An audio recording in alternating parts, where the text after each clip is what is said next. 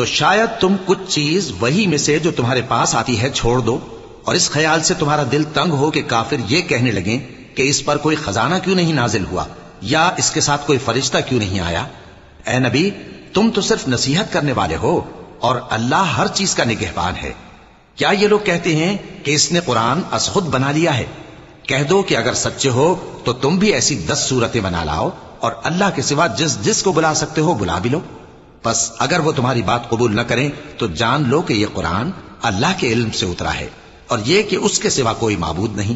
تو کیا تم لوگ اسلام لاتے ہو؟ جو لوگ دنیا کی زندگی اور اس کی زیب و زینت کے طالب ہوں، ہم ان کے اعمال کا بدلہ انہیں دنیا ہی میں دے دیتے ہیں، اور اس میں ان کی حق تلفی نہیں کی جاتی۔ یہ وہ لوگ ہیں جن کے لیے آخرت میں آتش جہنم کے سوا اور کچھ نہیں، اور جو عمل انہوں نے دنیا میں کیے سب برباد، اور جو کچھ یہ کرتے رہے سب ضائع ہوا۔ بھلا جو